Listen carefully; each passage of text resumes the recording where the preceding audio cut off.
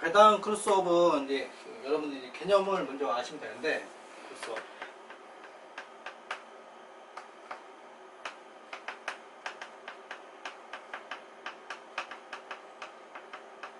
이거 아까 그 배당을 우리는 1,000원, 배당 금액이 1,000원이면 크로스업을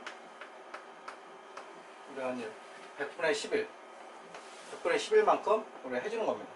그래서 총 배당 소득 금액이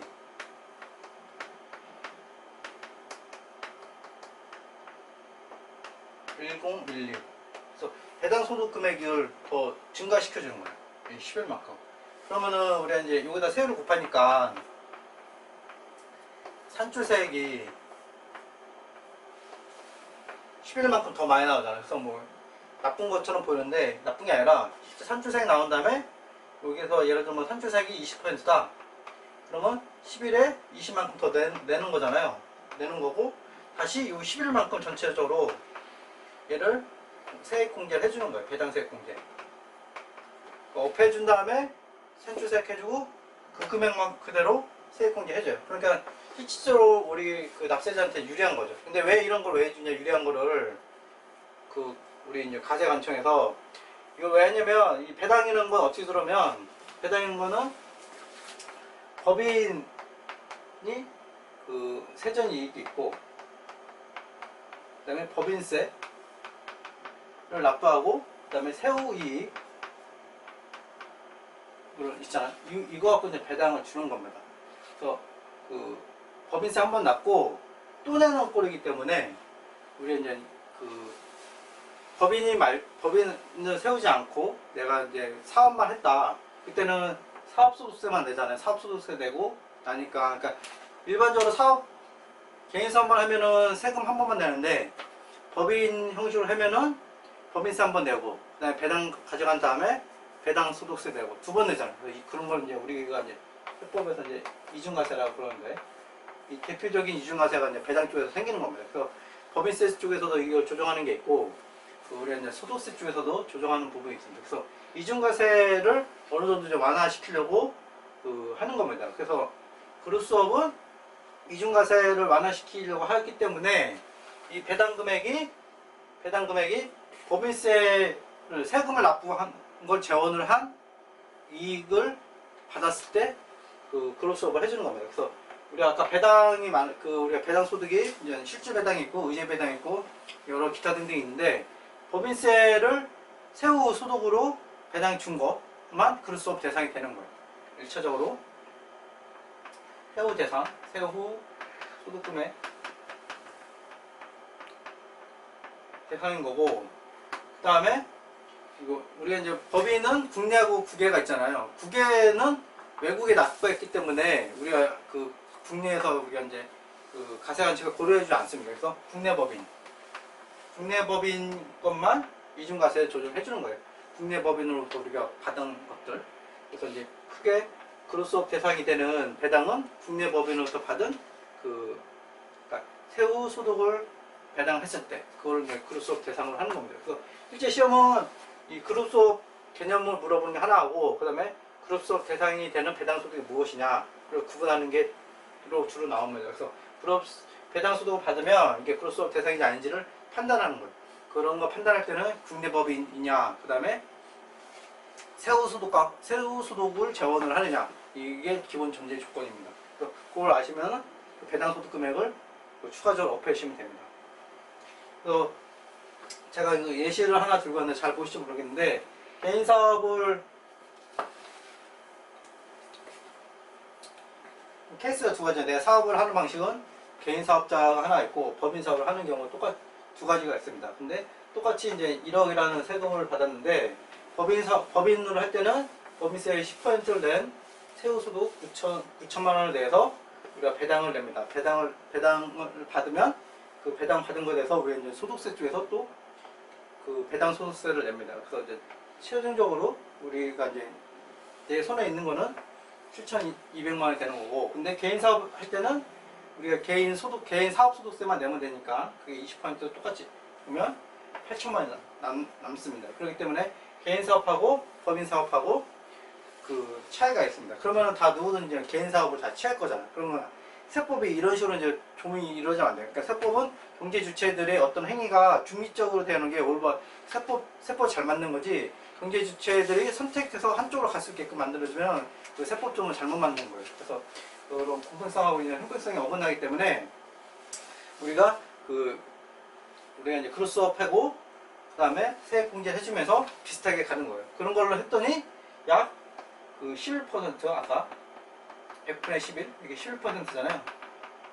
연구를 했더니 약 11% 정도 되면 이런 식으로 개인 사업할 때하고 그 크로스업 제도 했을 때하고 비슷하더라. 이런 그 연구 결과가 나온 거예요. 그래서 이제 11%가 된 거예요. 실질적으로 우리가 이제 그 법인세는 10%도 있지만 22%도 있어서 삼성전자 같은 것들은 22%가 많잖아요. 주로 세금이 많이 나니까. 그래서 실제로 그런 회사들은 이제 의제 이런 크로스업 할 때 요 퍼센티지를 11%보다 더 높은 20%나 15%를 해줘야지 이중 과세가 이제 완전히 조정됩니다. 그런데 이제 우리 현재 그 소득세는 그 정도까지는 완전한 이중 과세를 조정해주지 않아요. 그래서 지금 요 관련된 부분은 그 실제로 최근에도 여러 그 교수님 중에 일부 분들은 계속 의제 배당을 개선하려고 의제 배당 아니라 이중 과세를 개선하려고 노력하고 있고 논문이 나오고 있어요. 그래서 이쪽 배당 쪽에 이제 크로스업 부분은 앞으로도 시험 문제에 계속 나올 가능성이 높습니다.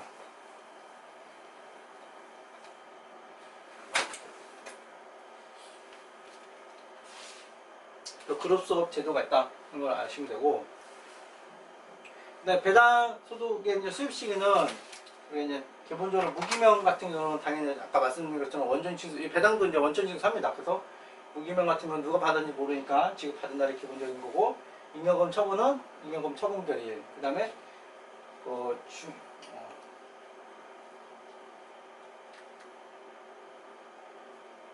그 다음에 이제 중요한 게 기본적으로는 뭐 의제 배당 같은 거는 확정됐나 뭐 이런 거 다 등기 이런 건 뭐 어려운 거 아니고, 중요한 거는 이제 우리가 법인세법에서 이제 처분된 배당, 인정배당인데 이런 것들은 각 사업연도의 결산 확정임. 그 다음에 그 우리가 인정상여도 있잖아요. 인정상여일 때는 근로소득에 포함되는데 그거는 근로 제공한 날. 그래서 실제로 이제 요거는 이제 그 우리가 법인세법에서 이제 그 처분된 날이 아니라 결산 확정임. 당해 사업연도 결산 확정이 요게 좀 주의를 하시면 될 것 같습니다. 그 다음에 집합기로부터의 배당은 지급하던 날. 기본적으로 이제 이자 쪽하고 비슷합니다. 그래서 원천 징수랑 관련되어 있기 때문에 몇 가지 그 의제 배당하고 인정 배당 쪽 주의하시면 될 것 같습니다. 사업소득 보겠습니다. 사업소득은 아까 우리가 예전에는 부동산 임대 소득이 이제 따로 있었는데 지금은 사업소득 들어갔고, 사업소득이 생각보다 조금씩 계속 바뀌고 있습니다. 조금씩 바뀌고 있고, 기타 소득 중에 있는 것도 사업소득으로 들어오는 것들이 있고, 기존에 사업소득을 없던 게 사업소득으로 들어오는 것들이 있고, 워낙 왜냐면 우리가 이제 가세를 놓치는 부분이 이제 국세청에 많이 발견돼서 사업소득이 이제 항목이 계속 바뀌고 있습니다. 그래서 그런 것들은 이제 여러분들이 시험에 자주 나오니까 따라가시면 될 것 같습니다. 사업소득 중에서 농업 중에서는 이제 작물 재배업에서 곡물 기타 식량 작물 재배업은 제외한다. 이거는 우리 농업 쪽에서 이제 우대해 주려고 적극적으로 일단 한 겁니다. 그래서 요거는 가세하지 않는다 정도로 아시면 될 것 같고, 나머지 뭐 일반적으로 사업을 하는 거는 다 나옵니다. 그래서 기본적으로 사업소득에서는 여러분들 아실 때 이제 사업이 뭐냐 도대체, 우리가 이제 헷갈리는 사업소득하고 기타소득하고 이제 왔다 갔다 하는 게 있거든요. 그래서 사업이 뭐냐가 제일 중요합니다. 사업이 뭐냐면, 사업이 뭔지를 알고 가겠습니다. 사업이 뭐냐면 21호에 정의되어 있습니다. 사업이 뭐냐면 1호부터 25까지 규정에 따른 소득과 유사한 소득으로, 그러니까 여기 이제 사업입니다. 영리 목적으로 자기 계산, 자기가 책임지고 한다는 거죠. 자기 계산과 책임으로 계속 반복적. 요게 이제 우리 기타 소득하고 다른 거예요. 그냥 일시적이니까 기타 소득은 일시적인 거고, 여기는 계속 반복적으로 생활의 활동을 통해서 얻는 소득입니다. 영리는 목적으로. 이것도 이제 부가세랑 마찬가지로 부가세에서 사업자 개념 있잖아요. 그런 거의 비슷한 거예요. 그래서 사업자 뭐 등록증이 있어야 되는 게 아니라 이런 목적으로 했으면 사업소득이 되는 거예요.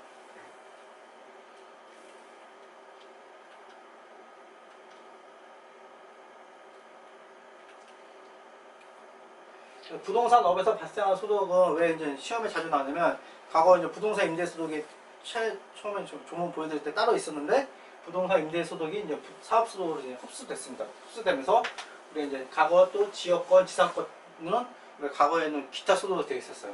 지역권과 지상권은 뭐 당연히 이제 사업적으로 이제 계속적으로 반복적으로 발생하는 건데 어떻게 하다 보니까 뭐 기타 소득이 있었어요. 그래서 이제 잘못된 거를 사업 소득 들어오면서 이제 요것도 이제 문제 좀 나오고 있습니다. 그래서 지역권, 지사권은 사업소득인데 공익사업을 위한 거는 우리가 제외한다. 이런 식으로 되어 있습니다. 그 다음에 전문가 기술 서비스업은 당연히 사업소득인데 연구개발을 우대하는 측면에서 연구개발 쪽은 우리가 이제 사업소득으로 보지 않습니다. 교육 서비스업도 당연히 사업소득, 학원들 다 사업소득이잖아. 근데 대통령이 정하는 교육계획 이런 것들 이제 유치원 뭐 이런 것들 이제 정책적으로 이제 고려해 준 거죠. 그런 것들은 사업소득으로 안 봅니다. 그러니까 그래서 약간 실제로 제가 생각하는 이거를 좀 봐주면 안 되는데 왜냐면 이게 관리가 안 됩니다. 사업소득을 이제 비과세를 하면 관리에서 이제 벗어나는 거예요. 일단 그래서 사업소득으로 다 들어온 다음에 산출세액이라든지 이제 공제소득도 밑에서 이제 빼줘서 그 우리 납부세액을 줄여주는 식으로 이제 가져야지 이제 관리도 되고 탈세도 덜 되는데 우리나라 세법은 앞부분 비과세로 완전 딱 빼다 보니까 탈세하기 좋은 거예요. 법이 약간 좀 허술하게 되어 있습니다. 사회복지도 일부는 이제 사업소득에서 제외가 되어 있습니다. 그래서 이런 부분들은 다 이제 탈세가 많이 일어나는 부분들이 다 이런 식으로 법이 약간 미비하게 되어 있어서 그런 게 맞습니다.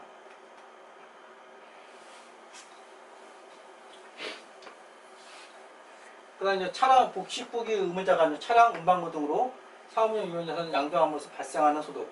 그건 이제 이제 사업소득이 이제 포함된 건데 이제 과거에는 이게 이제 규정이 없었어요. 왜냐면 미스료 같은 것들을 이제 송금을 인정해 주는데 그 사람들이 송금 취득한 거에 대해서 차량을 하고 팔아면 이제 처분이익이 생기잖아요. 처분이익이 생기는데 규정이 없다 보니까 가세를 할 수가 없었어요. 그러면서 문제가 되면서 들어온 겁니다.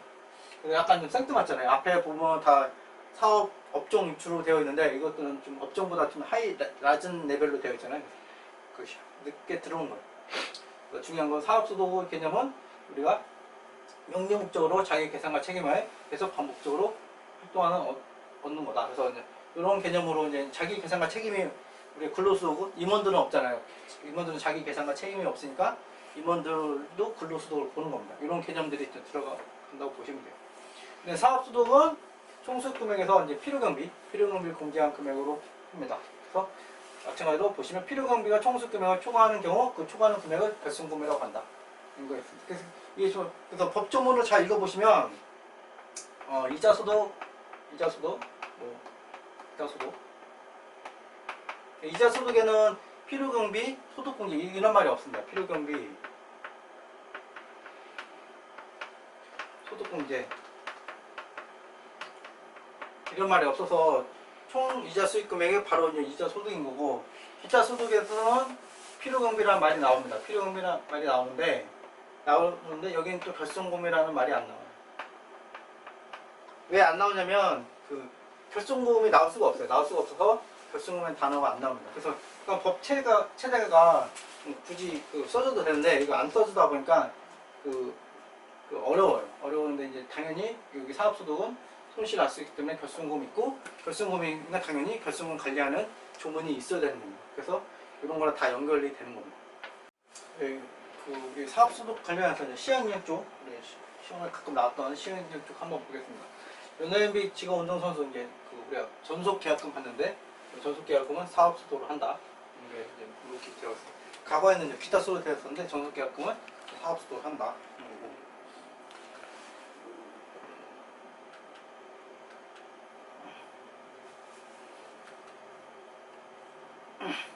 사업소득 수입 시기는 뭐 일반적으로 여러분들이 생각하는 거랑 좀 비슷합니다. 상품을 인도한 날, 시공 판매는 의사 표시한다. 위탁 판매는 위탁 판매를 판매한다. 그래서 소득세라든지 부가세 거의 비슷하니까 이걸 했던 이유는 이제 여기가 이제 출제된 경우가 있었어요. 그래서 설명드리고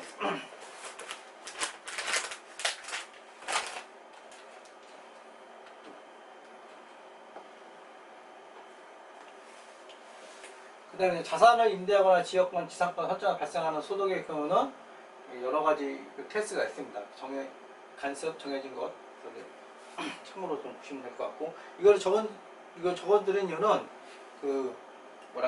이런 수입 시기를 제가 이제 여러분들한테 얘기하려고 한 게 아니라 앞에 이제 지역권, 지상권이 있었는데 지상권, 지역권이 보시면 앞에 조문에서는 이제 공공사업 쪽에서 이제 비과세 소득 대상으로 빼는 걸로 나왔어요. 그러니까 공공사업의 지역권, 지상권은 사업소득이 아니다. 이런 문구로 되어 있었거든요. 이 문구는 이거 외에 지역권, 지상권은 사업소득이다. 이런 의미인 거예요. 그래서 여러분들이 법조문을 읽을 때 그 숨겨진 의미를 정확하게 아셔야 됩니다. 그래서 법에는 지역권, 지상권이 사업소득이 나왔는데 써있지 않는데 이렇게 보시면 안 되고 공공사업의 지역, 지상권은 사업 비과세 소득이다. 사업 과세 대상이 아니다. 라는 얘기는 그 외에는 다 과세 대상이라는 겁니다.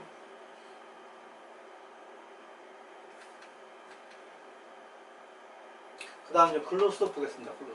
근로소득은 주로 이제 계산하는 문제를 많이 나오고, 이제 중요하죠.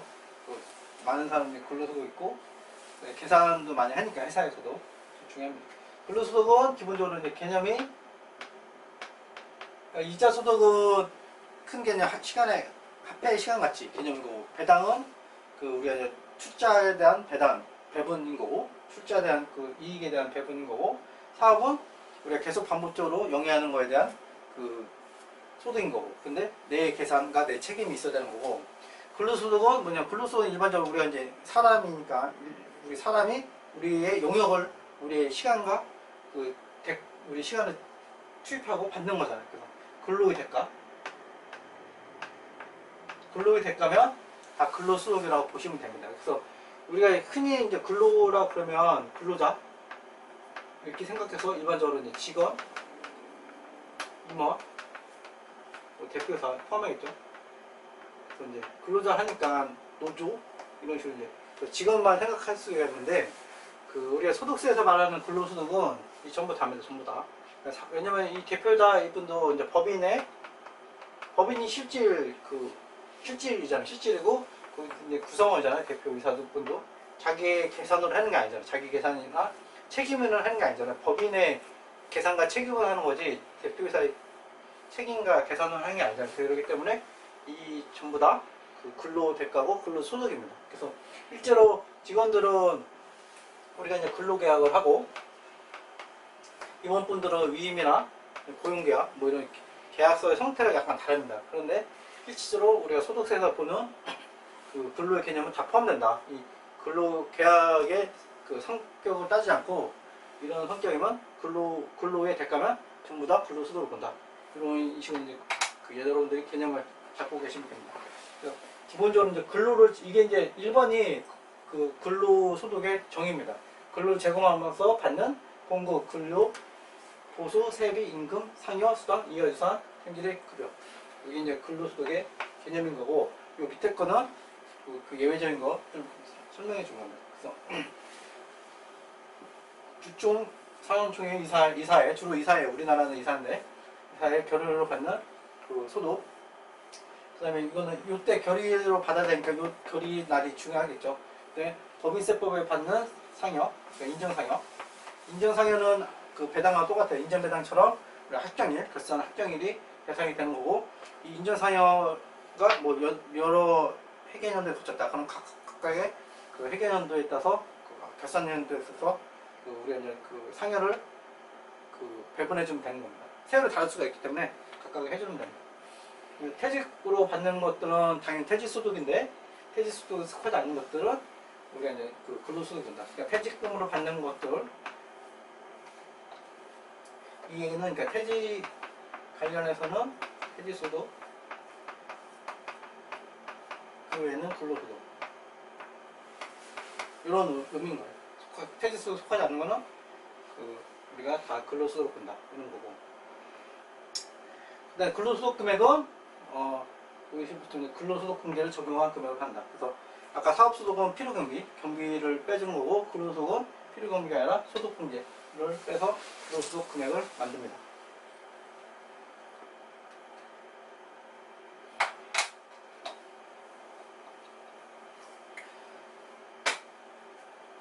소득세법에서는 이제 기본적으로 근로소득 큰 개념이 있고, 근로소득의 상세한 범위는 다 시행령에 나오고 있습니다. 여러분들이 알고 있는 건 대부분 시행령이 많은데, 그래서 기밀비, 교재비, 이와 유사한 명목을 받은 것 중에서 업무를 위해서 사용된 것이 분명하다는 거. 그러니까 기밀비로 우리 회사에서 돈을 주거든요. 기밀비, 교재비, 뭐 이런 업무 추진비 이런 거 주는데 쓰고 남은 돈이죠. 일반적으로 쓰고 남은 돈이에요. 쓰고 남은 돈은 근로소득으로 다 보는 겁니다. 그 다음에 주택을 제공받아서 얻는 이익. 다만 다른 항목 어느 하나에 해당하는 사람이 기획지정부령으로 정하는 혜택을 제공받는 경우는 제외한다. 그래서 이 주택 관련된 것도 우리가 근로소득으로 본다. 거고. 그 다음에 종업원이 주택의 구입 임차로 소유되는 자금을 저리 또는 무상으로 대여받으면서 얻는 이익. 이것도 이제 근로소득. 이게 나오는 이유가 예전에 한번 얘는 뭐랄까 근로소득이 아니었는데 근로소득 바뀌었어요. 그래서 예전에 이게 한참 됐는데 아직도 좀 시험 문제에 나오고 있는 거예요.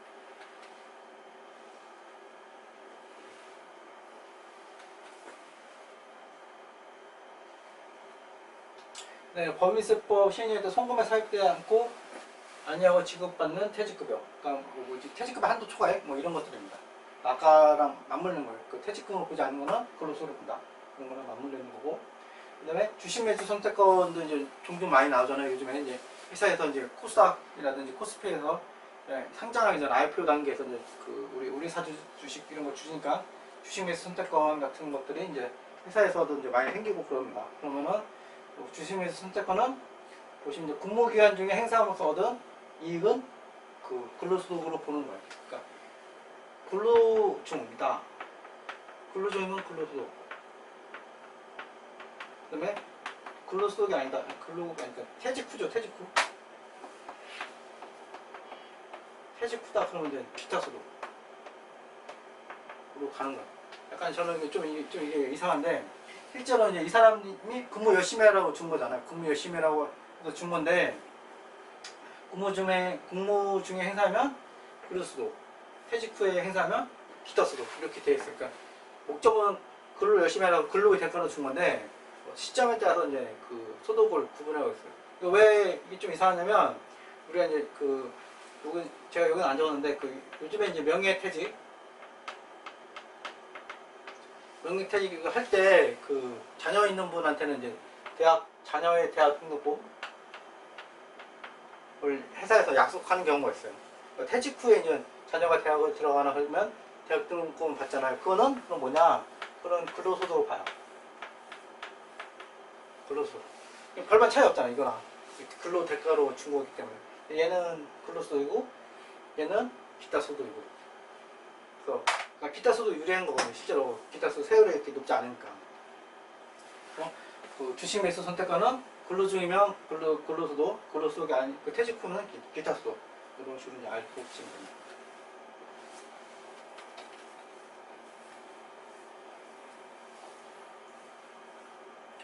네, 퇴직급여로 지급하기 위해서 적립되는 급여는 근로소득에 포함하지 않는다. 퇴직급여로 지급된 것, 퇴직급여 쪽에 가니까 당연히 근로소득 하면 안 되겠죠.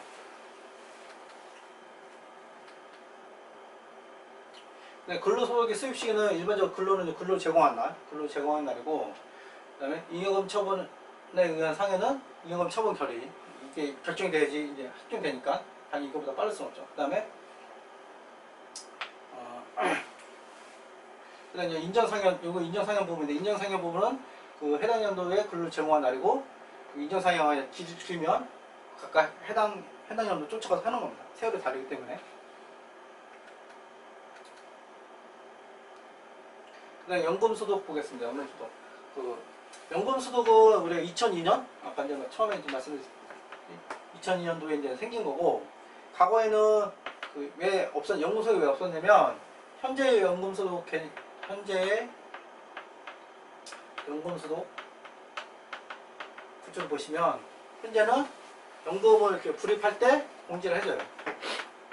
불입할 때 공제해주고 받을 때 공제한 것만큼 다시 그 납세를 하는 겁니다. 납세. 세금을 이제 받아가는 이런 식으로 되어 있어요. 그러니까 그 세금을 연금을 날 때는 공제를 해주고 연금을 받을 때 그 세금을 내고 이런 식으로 되어 있고 그럼 과거는 어떻게 됐냐? 과거는 공제 안 해줬어요.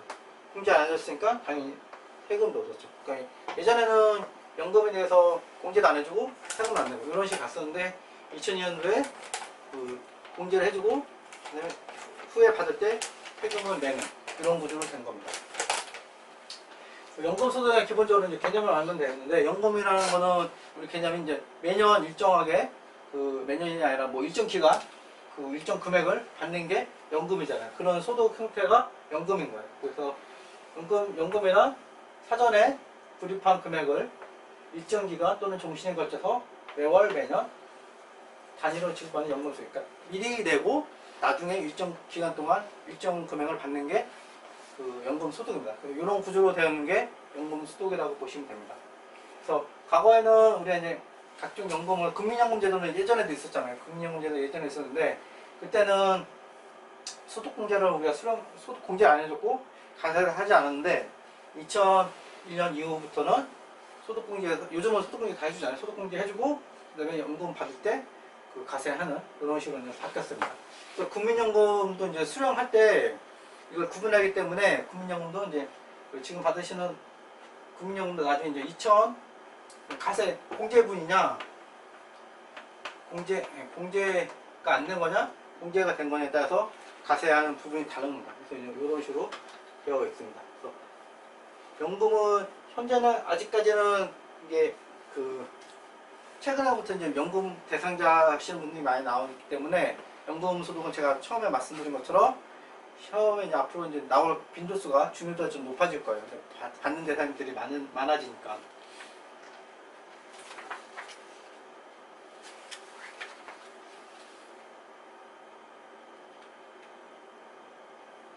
연금은 기본적으로 근데 공적연금하고 삭정연금이 되어 있습니다. 공적연금은 법이 정의된 거, 법령이 있는 게 공적연금이라고 보시면 되는데 여러분들 하는 여러분 아니고 일반적으로 많은 사람들이 하는 국민연금, 공무원연금, 상학연금, 국민연금 이런 게 이제 법적 테두리에 있는 게 공적연금. 그다음에 법적 테두리 아닌 것들이 삭정연금이라고 보시면 됩니다.